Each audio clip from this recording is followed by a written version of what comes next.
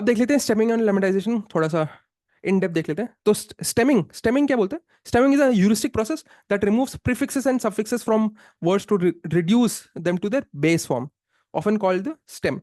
ठीक है, this process is often crude and may not result in real word. ठीक है, रियल वर्ड में हर बार जरूरी नहीं है कि वो रिड्यूस करेगा। ठीक है, हाउ इट वर्क्स, तो कुछ प्री डिफाइंड स्टेप्स हैं, जैसे कि ऑलरेडी प्री डिफाइंड स्टेप्स है कि वही कहाँ जहाँ पे लेट्स से वर्ड में ईडी आता है, जिन शब्द में ईडी आता है ईडी हटा दो तो इनका स्टेम शब्द हो जाएगा वर्क। ठीक है, जिन शब्द में एस आता है तो एस हटा दो, इसका स्टेम शब्द हो जाएगा कार। ठीक है, लेट्स से रनिंग, जहाँ पे आईएनजी आता है आईएनजी हटा दो, इसका स्टेम शब्द हो जाएगा run, something of that sort. तो पहले से प्री डिफाइंड रूल्स है। ठीक है, like cutting off ING ED LY. ठीक है, सो ये प्री डिफाइंड रूल्स ऑलरेडी उन लोगों ने डिफाइन कर रखे हैं, एंड जैसे ही आप स्टेमिंग लगाएं तो ये रूल्स के हिसाब से वो चॉप ऑफ करते रहेगा। ठीक है, पर्पस क्या है? To reduce dimensionality of the vocabulary. For example, running कहीं पे है, रन्स कहीं पे है, रनर कहीं पे है। ठीक है, सो ये तीनों ही वर्ड रन से रिलेटेड है। ठीक है, तो इन तीनों ही वर्ड को जब आप स्टेमिंग लगाएंगे तो ये तीनों ही वर्ड रन में कन्वर्ट हो जाएंगे। ठीक है, तो ये तीनों वर्ड की जगह रन रन रन आ जाएगा, तीनों वर्ड की जगह run run run run.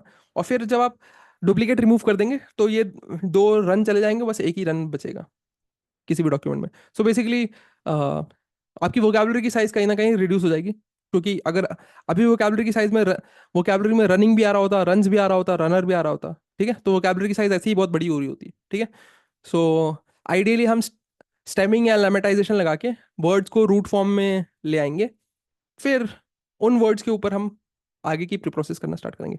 So example क्या है? जैसे लविंग को लव कर दे देगा स्टेमिंग, स्टडीज को STUDI करेगा। ठीक है, ES हटा देगा, वो उसके रूल्स है, प्री डिफाइंड रूल्स है। ठीक है, वो लोगों ने बनाए हुए हैं। बेटर को BET कर देगा, हैप्पीनेस को HAPPI कर देगा। ठीक है, तो अब देखोगे STUDI ऐसा कुछ वर्ड होता नहीं है, BET ऐसा कुछ वर्ड होता नहीं है, HAPPI ऐसा कोई वर्ड होता नहीं है। सो ये जो भी इसके स्टेम वर्ड्स है, ठीक है, these are incorrect in context of, it is not a real world, near real word real word नहीं है। ठीक है, पर उन्होंने जो भी रूल डिफाइन किए हुए उसके हिसाब से ये स्टेम वर्ड्स आ गए। ठीक है, तो स्टेमिंग का बस यही एक घाटा है कि भाई जो स्टेम वर्ड्स होंगे, क्या पता उनमें बहुत सारे ऐसे वर्ड्स होंगे जो कि एक्चुअल में कोई सेंस ना बनाता हो। ठीक है, तो इसलिए so stemming can often result in words that do not exist in the language, which can sometimes introduce noise or ambiguity in their data. Stemming does not consider the word's context or grammatical meaning. अब वो word किस respect में आ रहा है? सो ये loving किस respect में आ रहा है? So let's say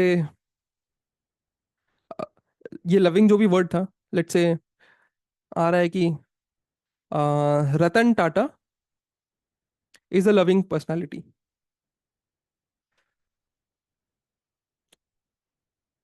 so I am shooting this today on 10th October, and may God rest him. So अगर इस कॉन्टेक्स्ट में अगर लविंग आ रहा है, ठीक है, सो मेरे को पता है कि लविंग किस कॉन्टेक्स्ट में आ रहा है। ठीक है, पर लविंग जिस कॉन्टेक्स्ट में आ रहा है डॉक्यूमेंट के अंदर, मेरा स्टेमिंग वो कॉन्टेक्स्ट कैप्चर नहीं करता है। ठीक है, मेरा स्टेमिंग हर एक वर्ड को इंडिपेंडेंटली देखेगा।